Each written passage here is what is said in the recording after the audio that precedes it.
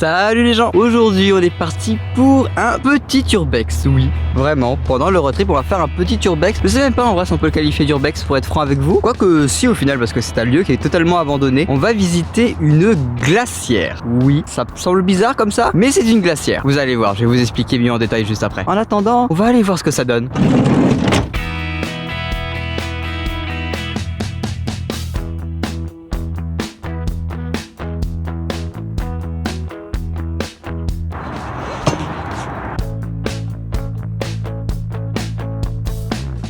Alors fun fact, il faut savoir qu'il y a un an, lors de mon retour de voyage en Suisse, je m'étais garé ici, là où il y a la voiture que vous voyez au fond. En mode, ça fait 2 heures que je roule, fallait bien que je m'arrête. Et chose que je ne savais pas, c'est que ce qu'on va visiter aujourd'hui, c'est juste là en fait. C'est ce bâtiment-ci. Au final, c'est quand même fou de se dire que je suis passé vraiment juste à côté. Et à vrai dire, avec le premier Tour de France et tous les différents voyages, il y a beaucoup d'endroits en fait où je suis passé et je ne savais absolument pas qu'il y avait des endroits aussi intéressants à explorer.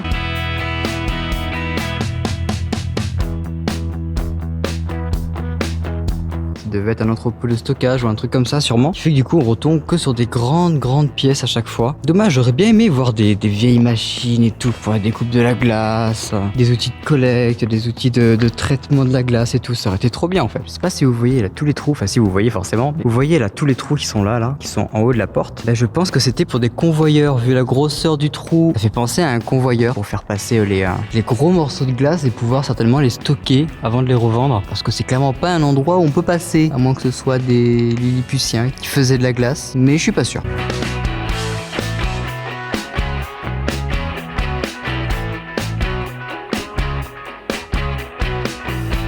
Bon ok, vous l'aurez compris, la glacière de Silan, là où on se trouve, c'est évidemment une entreprise qui faisait de l'extraction de glace pour la conservation des aliments, tout ça. Ça a été un business très florissant jusqu'au point que la société de glace de Paris la rachète pour pouvoir continuer l'exploitation de glace. Glace qui était extraite directement sur le lac de Silan, que vous avez vu qui est juste à côté évidemment de la glacière. Et pour rapatrier tout ça, il y avait tout simplement une gare. Et là on est à l'emplacement où est censé être la gare, parce que juste derrière moi on voit les rails qui partent du bâtiment. Bref, c'était une entreprise qui était bien huilée, même si c'était pas de l'huile et de la glace. Très beau jeu de mots. Très nul, mais jeu de mots quand même. Bref, en tout cas, c'était la dernière entreprise qui faisait de la glace, la dernière société glaciaire. Je sais pas si ça se dit, mais je le dis quand même. Car en 1910, la société va décliner pour diverses raisons. Parce que tout simplement, il y a eu l'apparition de la glace artificielle, déjà. Ça a mis un coup à la glace naturelle, qui forcément coûtait beaucoup plus cher à créer. Évidemment, qui dit 1910, 1912, 1914, on arrive à la Première Guerre mondiale. Et évidemment, ça a été un petit peu le coup de grâce. Et la société a été gelée, c'est le cas de le dire, pour une entreprise qui fait de la glace. Et ils ont beau essayer de l'ouvrir bien plus tard, malheureusement ils sont arrivés à la fin de leur visa d'exploitation en 1926 si je ne dis pas de bêtises, et ils n'ont pas cherché à renouveler parce que la concurrence était bien trop forte.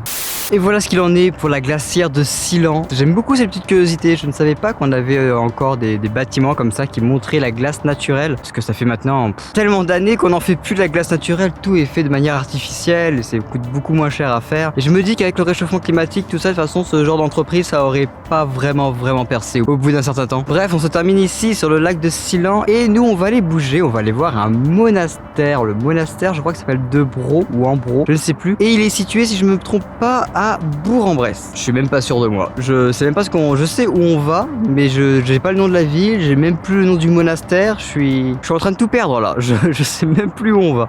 Bon, je crois que je vous ai dit une petite bêtise. Bon, rien de grave évidemment. Alors c'est pas le monastère Ambro, ou je ne sais plus trop ce que j'ai dit. C'est le monastère de Brou. Rien à voir. Hein. Faut vraiment que j'apprenne à lire, parce que ça commence à devenir grave là quand même. Et mieux que ça, c'est le monastère royal Ambro. Putain, j'ai vraiment redit Ambro.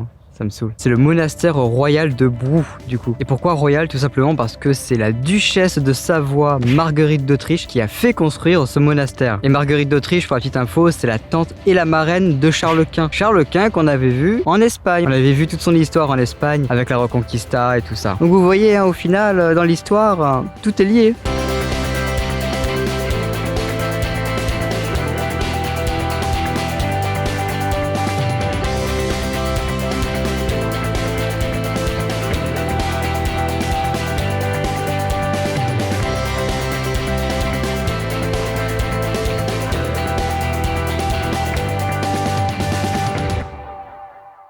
Non mais franchement, ces tuiles peintes, c'est vraiment magnifique. C'est incroyable, ça brille comme vient pas. Je sais pas si vous allez voir, mais regardez comment ça scintille là, juste là. C'est vraiment trop beau. Typique de la région. C'est vraiment un très beau bâtiment. Il n'y a pas à dire. Il est magnifique.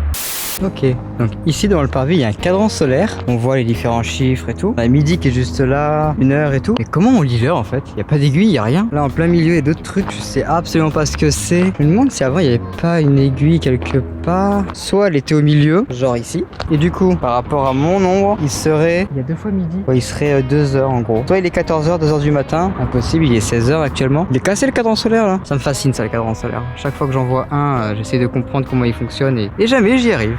Bon, maintenant qu'on s'est émerveillé sur le monastère de Brou, vous avez vu, j'ai retenu quand même. C'est non, c'est un espoir, faut le noter. Bref, maintenant qu'on a vu le monastère de Brou, le monastère royal de Brou d'ailleurs, et qu'on a vu sa toiture très colorée et que c'est très emblématique de la région, on va aller en voir d'autres. C'est un truc que j'adore. C'est vraiment une petite particularité de la région qui est trop bien en fait, qui est clairement trop bien. Et du coup, on avait déjà fait Dijon lors du Tour de France il y a 3 ans de ça. Du coup, on va aller faire une autre ville, une plus petite ville. On va aller à Beaune. Ok, et ben c'est à 112 km. Ah, j'étais pas prêt pour ça.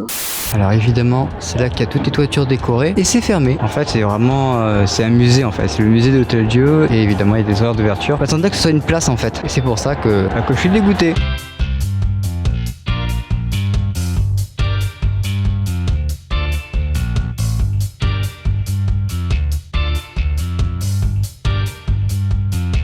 Bon, et bien, même l'hôtel de ville n'a pas les toitures colorées. Je suis dégoûté. Je crois que pour moi, Beaune, ça a été un échec. Bon les gens, je vous le dis franchement, si vous voulez mon sentiment maintenant, je suis un peu déçu. Je vous avoue que je suis un peu déçu par Beaune. Je m'attendais à beaucoup plus de toitures vernissées, colorées, comme on en voit beaucoup en Bourgogne. Et en fait, le seul endroit où il y en a, c'est dans un musée qui est fermé à vue l'heure qu'il est, mais c'est de ma faute. Et sinon, il n'y a pas énormément de toitures colorées. Il y en avait plus à Dijon, je trouve, là quand on a fait notre premier Tour de France. Je me souviens qu'il y en avait plus à Dijon. Je me trompe pas de ville, c'était Dijon, hein. Enfin bref. Mais ouais, je sais pas, je suis un tout petit peu déçu. Et puis tant pis, ça fait partie du voyage aussi, d'essayer des trucs, de se dire, ah ça va être trop bien, on va voir des toitures et tout. Et au final, tu y vas et tu vois, tu t'attendais à trop de choses en fait. Et au final, t'as pas tout ce que tu veux. C'est dommage, mais ça arrive en voyage. Des fois, on a des petites déceptions. Bon bah même si ça a été une petite déception, pas une déception mais ça a été on a fait chou blanc quoi, on a fait chou blanc à Beaune. Ça a été une très longue journée aujourd'hui parce qu'il y a un truc que vous ne voyez pas en vidéo, c'est le temps de trajet que j'ai lorsque je fais en gros la fin d'un épisode et que je vais directement à la prochaine destination qui est le début du prochain épisode. Et par exemple hier soir j'ai fait je crois 240 km, à peu près 3h30, 4h de route et c'est très long parce que du coup je suis arrivé à 2h du matin, 2h30 du matin et puis on réenchaîne le matin. Certes on voyage, on s'amuse beaucoup mais je profite du matin un petit peu de la fraîcheur et que du coup bah ça vous le voyez pas. Et je me suis dit du coup que dans cette vidéo, vu que à Beaune vous avez pas vu grand chose, pour me faire pardonner vous allez passer une petite nuit avec moi, vous allez voir tout ce que je fais et tout. Première chose que vous voyez pas et pourtant je fais tout le temps, c'est qu'à chaque étape je suis obligé de remettre tous les volets. Vous avez pas idée à quel point c'est chiant, mais tout le temps je remets tous mes volets, les rideaux et tout, bah pour éviter de se faire forcer la voiture. Ça peut être pas mal des fois. Autre chose aussi que vous voyez pas forcément en vidéo, c'est la partie ordinateur. Et oui, évidemment, ça vous le savez, tous les jours je transfère mes fichiers, tout ce que j'ai enregistré dans la journée, je le retransfère sur mon PC. Ça vous le savez, mais une chose que vous ne savez pas, c'est que tous les jours je fais du montage. Je fais à peu près 2 heures de montage par jour pour la vidéo qui va apparaître samedi. Grosso modo, une vidéo, c'est à peu près, on va dire, entre 8 à 10 heures de montage. À peu près, ça dépend de la vidéo, ça dépend de ce que j'y mets, de ce que j'y intègre. Grosso modo, voilà, grosso merdo, c'est ça, c'est 8 à 10 heures de montage. Et ça, c'est absolument tous les jours. Sachant que dans la journée, on fait quand même pas mal de choses. Bon, après, c'est moi qui vais faire pas mal de choses dans ma journée, hein, je le sais. Hein. Aujourd'hui, entre faire la glacière, aller voir le monastère royal de Brou, de Brou, je vais jamais y arriver, c'est fou. Et faire Beaune, évidemment, ça fait beaucoup de choses dans la journée. Sachant que la nuit précédente, j'ai fait 250 bornes, je suis arrivé vers les 3h du matin. Évidemment, je sais que ça fait des grosses journées et que je suis pas obligé de m'imposer ça. Seulement, moi, j'aime bien faire beaucoup de choses dans la journée. Ça, c'est un petit peu, on va dire, mon défaut. J'aime bien faire plein de trucs, voir plein de trucs dans la journée et profiter à fond. Pour moi, profiter à fond, c'est de voir plein de choses. Pour moi, c'est pas de prendre son temps. Ce qui fait qu'au final, je vous filme pas forcément tout. Vous filmez que tous les jours, je fais du montage. montage. Je sais pas si vous allez bien la voir parce qu'on est en très basse luminosité, mais on voit qu'il y a, bah voilà quoi, c'est du montage, c'est une vidéo. Ça c'est le premier épisode du Tour de France numéro 2. Mais du coup ouais, il y a plein de choses que je vous filme pas parce que bah c'est très redondant et c'est pas forcément très intéressant de vous mettre ça sur YouTube. Cette partie là par exemple, bah c'est pas lié à la van life, c'est lié à YouTube. Puis bon, il y a aussi d'autres choses à faire. Il faut aussi se faire à manger, il faut, je sais pas, il y a beaucoup de choses à faire. Bref, ça grosso modo c'est toutes mes nuits, c'est ça, c'est je vais faire du montage, je vais aussi recharger les batteries de mon téléphone portable qui filme, parce que tout est filmé au téléphone portable, de mon stabilisateur, vous le savez que j'ai un stabilisateur, vous avez dû le remarquer je pense. Donc au final, bah toutes mes nuits se ressemblent tout simplement. Bon, je crois que je vous ai posé au pire endroit ever. On est dans l'habitacle, en plus ça résonne, ça doit être horrible au niveau son. Mais on va faire ce que je fais évidemment tous les jours, tout le temps, 3-4 fois par jour. On va enlever les volets ensemble.